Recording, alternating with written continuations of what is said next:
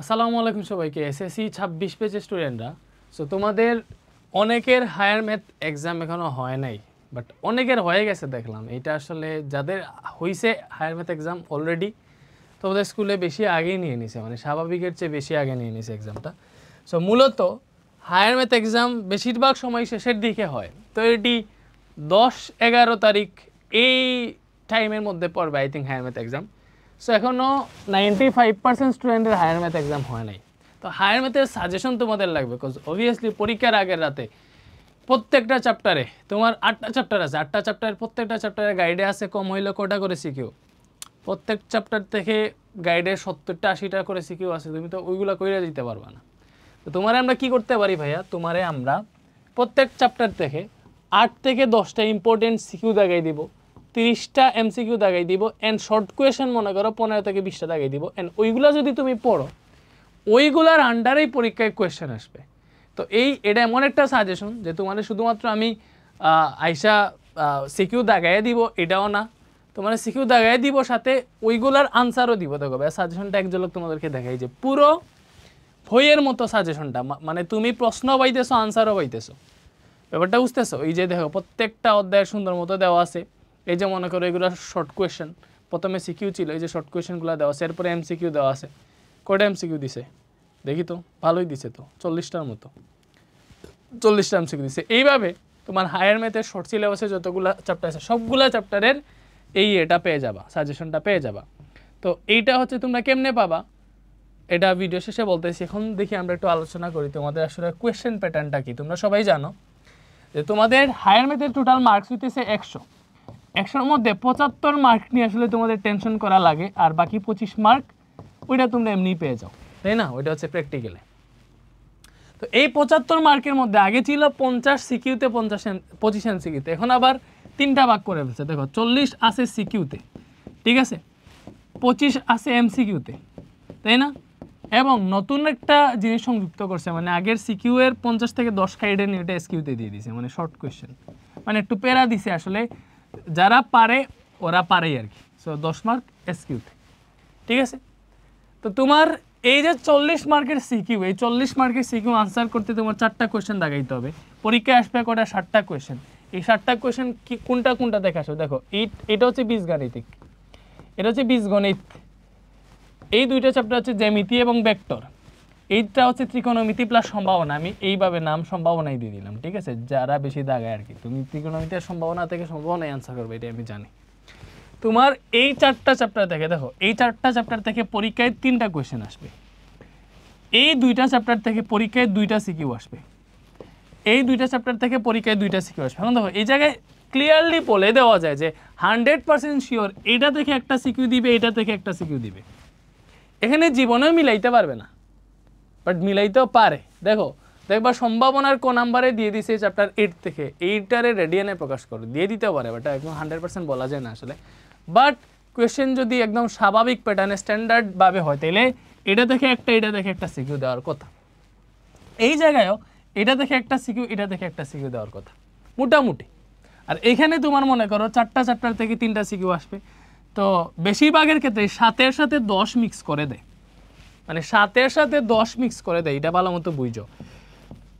দ্বিপদী বিস্তৃতি এবং এই অসীম ধারা থেকে তোমার একটা কোয়েশ্চেন পাবা, মাস্ট, এটা ফিক্সড পাবাই, কনফার্ম। চ্যাপ্টার 2 থেকে একটা পাওয়ার পসিবিলিটি আছে, আর চ্যাপ্টার 9 থেকে একটা। এই পুরো কোন চ্যাপ্টার থেকে কয়টা সিকিউ আসবে পুরোটা আমি তোমার দেখাই দিলাম। এখন তুমি কোন চ্যাপ্টার পড়ে গেলে সিকিউ এর এই 4টা সিকিউ আনসার করতে পারো, এটা তুমি জানো। আমি হইলে আমি কোন কোন চ্যাপ্টার পড়ে যেতাম এটা আমি তোমারে বলি। দেখো আমি প্রথমেই এভারেজ স্টুডেন্টের কথা চিন্তা করতেছি। একটা স্টুডেন্ট জেনারেল ম্যাথে ওরে পরিসংখ্যান বাঁচায়, আর হায়ার ম্যাথে সম্ভাবনা বাঁচায়, তাই না? তো সম্ভাবনা আমি প্রথমেই এটা কনফার্ম করতাম যে সম্ভাবনা, যদিও আমি এক্স্যাক্ট আমার যে স্ট্যান্ডার্ডে আমি ছিলাম বা যখন আমি হায়ার ম্যাথ এক্সাম দিছি ক্লাস 10-এ, আমি সম্ভাবনা থেকে আনসার করতামই না, কারণ আমি এভারেজ স্টুডেন্টের কথা চিন্তা করতেছি। সবারই সম্ভাবনা একটা অপশন থাকে, তাই না? তো প্রথম ওই এভারেজ স্টুডেন্ট যদি আমি হইতাম তাহলে প্রথমেই আমি সম্ভাবনা চুজ করতাম। তো তুমি চুজ করে যাইতেছো পরীক্ষায় 60টার মধ্যে 4টা, মানে কম চ্যাপ্টার পড়ে গিয়ে তুমি 4টা আনসার করবা।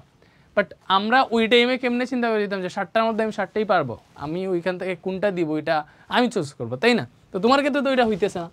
তো এজন্য এই 14 নাম্বার চ্যাপ্টার পড়লে সম্ভাবনা পড়লে তুমি একটা সিকিউ পাইতেছো। এরপরে সবচেয়ে ভালো হবে কি, সবচেয়ে ইজি দুনিয়ার মধ্যে এই চ্যাপ্টার 7, এটা পড়তাম, এটার সাথে বিস্তৃতি পড়া লাগতো, তো এই 2টা চ্যাপ্টার পড়তাম, তাই না? তাইলে আমার 2টা সিকিউ কনফার্ম। আরও কয়টা সিকিউ কনফার্ম করতে হবে? আরও 2টা। তো আরও 2টা কনফার্ম করতে আমার কাছে মনে হয় জ্যামিতি থেকে যেহেতু একটা দেওয়াই লাগবে, ওটা তুমি স্থানাঙ্ক থেকে ইজিলি দিতে পারবা। ভেক্টরটা অনেকের কাছে কঠিন লাগে, স্থানাঙ্ক সবচেয়ে ইজি। তো এই চ্যাপ্টার পড়ে যেতাম। তাই আমি কোনটা পড়লাম দেখো তো, আমি 7 পড়লাম, 10 পড়লাম, 11 পড়লাম, 14 পড়লাম। এই 4টা চ্যাপ্টার পরে আমি অলরেডি 3টা সিকিউ আনসার করে ফেলছি। আরও একটা সিকিউ আনসার করতে হবে, বলো কোনটা পড়া যায়? আর একটা সিকিউ, তুমি শুধুমাত্র 8 যদি পড়ো ত্রিকোণমিতি, ওটি তুমি পারবা না, কষ্ট হবে, তাই না? তাইলে আমি বলবো তাইলে তুমি হচ্ছে 2 পড়ো। তারপরে 2 যদি পড়ো তাইলে মনে করো ওইখান থেকে একটা সিকিউ পার পসিবিলিটি আছে, বাট এক্ষেত্রে পসিবিলিটি 80%, একদম 100% আমি বলতে পারবো না। কেন? কজ এখানে 4টা চ্যাপ্টার, কেমনে দিবে ওইটা স্যাররা জানে, বাট 80% সম্ভাবনা বেশি যে চ্যাপ্টার 2 থেকে একটা সিকিউ দিয়ে দিবে। তুমি এই জায়গায় চ্যাপ্টার 2 যদি এড করে ফেলো তাহলে তুমি মোটামুটি 4টা সিকিউ আনসার করার মতো ক্যাপাবিলিটি অর্জন করে ফেলতে পারো, তাই না?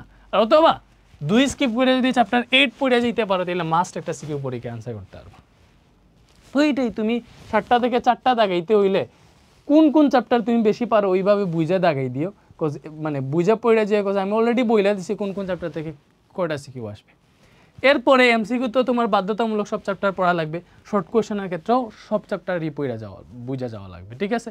নাইলে তুমি শর্ট কোয়েশনের কয়টা 8টা থেকে মেবি 5টা দেখানো লাগে, সরি 7টা থেকে 5টা দেখানো লাগে, তো কোনটা ছাড়বা কোনটা ধরবো এটা মানে প্যারা হয়ে যায়। তো এইটাই গেল। তো অ্যাটলিস্ট যারা মানে হায়ার ম্যাথে 00 পাও অপশনাল বইলা, তোমরা কেমনে কোন মুখে পাও ওইটা আমি জানি না, যেই জায়গায় সম্ভাবনার মধ্যে একটা চ্যাপ্টার আছে, ঠিক আছে? তো এইটা পড়ে যে অ্যাটলিস্ট 10 মার্ক তো পাবা, ফেল তো আর করবা না, তাই না? 40-এ কত পাইলে পাস? 13-14 হতো, 3-13-39, 13 পাইলা পাস। তো এইখানে 10 পাইতেছো। আর এই যে এই চ্যাপ্টার 7, এটা ক্লাস 5-এও দিলেও এটা পারফেক্ট হইতে, এটা চ্যাপ্টার 7 কিন্তু অনেক ইজি। তো এটা গেল। আর সাজেশন যেটা, এটা তো তোমরা পাইছোই, এই যে সাজেশন কমেন্টে এবং ডেসক্রিপশনে একটা ফর্মে লিঙ্ক দেওয়া থাকবে, ওই ফর্মটা পূরণ করে সাবমিট বাটনে ক্লিক দিবার সাথে সাথে সাজেশনের লিঙ্কটা পেয়ে যাবা। তো এটা তোমার কষ্ট নাই, সাজেশনটা ভালো মতো ফলো করেছি। বাট তুমি যদি ওই ক্যালিবারের স্টুডেন্ট হও, ভাই সাজেশনের যে ম্যাথগুলো আছে ওইটাও আমি পারতেছি না, আমার সমাধান কি? তোমার সমাধান দিব যে তাইলে তুমি একটা কাজ করো, আমরা যে ক্লাস দিছি ওইগুলা করো, ক্লাস করলেই তোমার হয়ে যাইতেছে। আমরা তোমার ডিরেক্ট ফাইনাল শর্ট ক্লাস দিতেছি, তাই না? এই যে ইউটিউবে যাও, তুমি দেখবা, ইউটিউবে গিয়ে তুমি হচ্ছে সোয়াদ বৈশা বৈশা ব্যাচেলর পয়েন্ট সিজন 5 দেখে না, RM স্টুডিও থেকে মহিন দেখে, দেখছো? ও ব্যাচেলর পয়েন্ট দেখে আমার স্টুডিওর আইডি দিয়া, এটা ঠিক হইলো?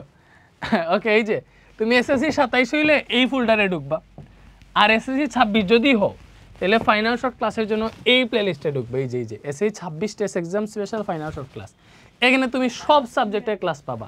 হায়ার ম্যাথ তো পাবা, বাকিগুলো পাবা। এই যে হায়ার ম্যাথের MCQ SQ অলরেডি দিয়ে দিছি, এই যে এটা হচ্ছে MCQ SQ, সিকিউটা আমি দিব, প্রবলেম নাই।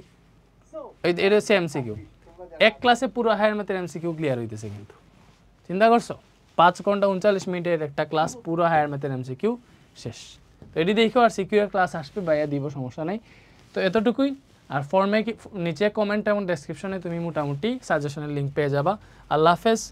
আর এক্সাম যদি ভালো করে দিতে পারো আমাদের ক্লাস দেখা, তাইলে টেস্টের পরে আমাদের রিভিশন বেসে ভর্তি দিতে পারো। যদি SSC এক্সামের জন্য তুমি এরকম ফাইনাল শর্ট ক্লাস বা এই সাজেশনগুলা খুব বেশি এফেক্টিভ হবে না, কজ SSC তো এটা পুরো বোর্ডের, তাই না? তো আর একটু বেটার ক্লাস করতে হবে, এটার জন্য আমাদের রিভিশন বেঁচে আছে। থ্যাংক ইউ সবাইকে, আল্লাহ হাফেজ।